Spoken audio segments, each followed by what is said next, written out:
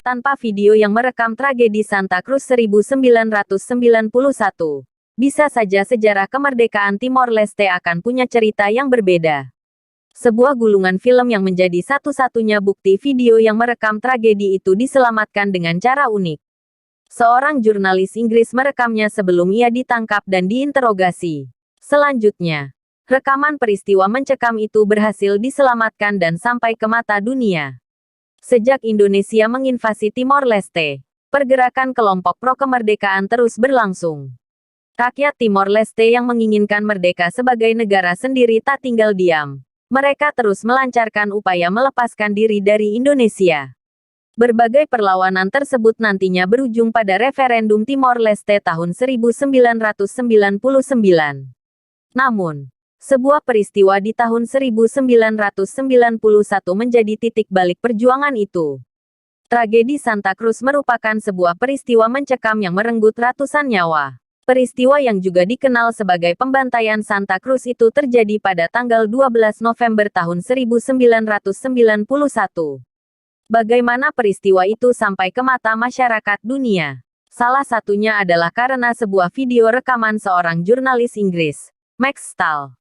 Itu adalah satu-satunya bukti video yang ada. Kisah keberadaan video itu sendiri pun begitu menarik. Gulungan film milik Stahl berhasil selamat dengan cara unik. Rekaman itu mungkin tidak akan pernah ada jika Stahl tidak segera menyembunyikannya. Bagaimana ceritanya? Stahl merupakan salah satu dari sedikit jurnalis asing yang bekerja secara diam-diam di negara itu. Ia merekam tentara Indonesia yang menembak, memukuli, dan menyeret orang pergi. Dia memperhatikan bahwa korban yang masih bisa bergerak sedang menuju ke arahnya.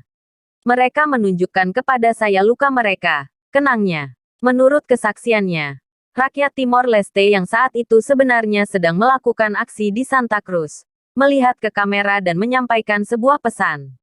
Mereka melihat kamera, dan mereka ingin dunia melihat, katanya.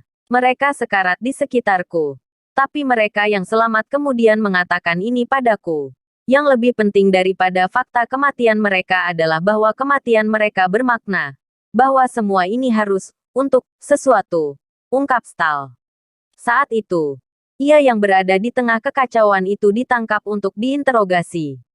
Namun, sebelum ditangkap ia masih sempat mengubur dua gulungan film di kuburan tempat peristiwa mencekam itu terjadi. Reaksinya yang cepat menyelamatkan gulungan film itulah yang membuat sebuah bukti video dapat sampai ke mata dunia. Malam itu, setelah diinterogasi selama 9 jam, dia kembali mengambil dua gulungan film itu.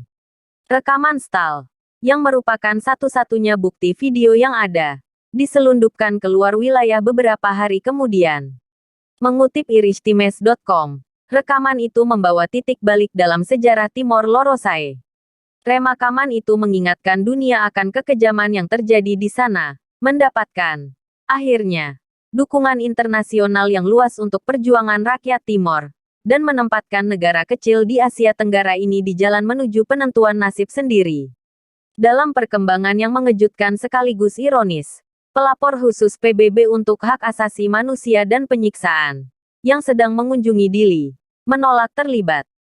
Sementara jurnalis Belanda dan aktivis hak asasi Saskia Kouwenberg yang akhirnya turun tangan. Dia meninggalkan Timor Leste dengan film berdurasi 10 menit disembunyikan di celana dalamnya.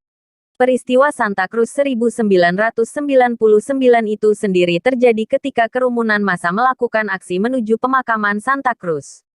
Itu adalah tempat seorang pemuda bernama Sebastião Gomes, yang terlibat dalam perjuangan kemerdekaan Timor dimakamkan. Pemuda itu tewas ditembak di gereja Antonio Padua, Motael, Dili, 2 minggu sebelum pembantaian Santa Cruz.